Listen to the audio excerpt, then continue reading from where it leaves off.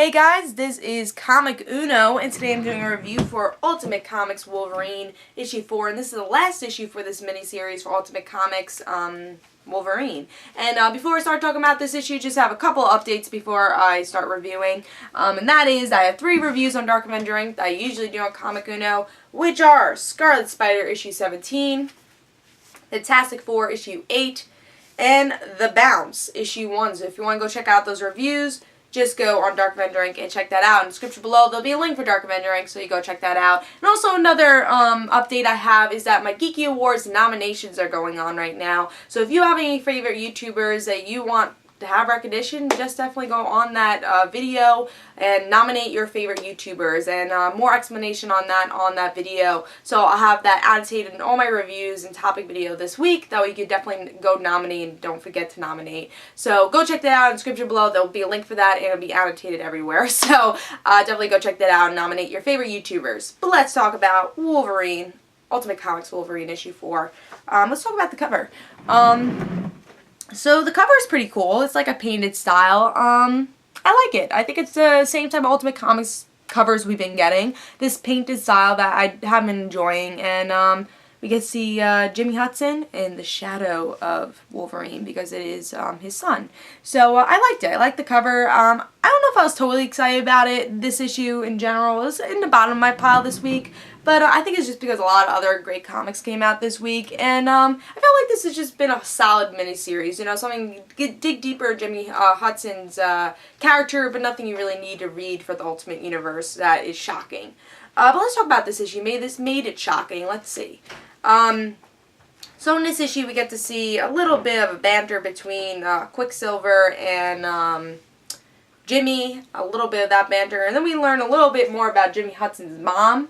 A little, and we see that she's actually alive in this issue, and Jimmy doesn't really care. He's really nonchalant about it. He says, you know, I have my real parents who grew me up, and that's who I care about, so I don't care about the Motherverse. And even though the Motherverse is in his blood, and you can find out more about the Motherverse and more about this mutant thing, he's like, I don't really need it, you know, I have my real parents. And that's how this series kind of ends, and it ends in a cliffhanger where we're going to see that continued in Ultimate Disassembled, but we're going to see more of Quicksilver's story with that. So honestly, I thought it was a pretty solid issue. I like seeing Jimmy's mom, or real mom, and then in the end really him saying, hey, you know what, I care about my real parents more because those are the people that grew me up. And I really hope we get to see Jimmy interact with his real, adopted but real parents in the future, because I think because of this whole mutant thing going on, he can't see his parents. But I really hope in the future we do get to see him see his parents in a real way.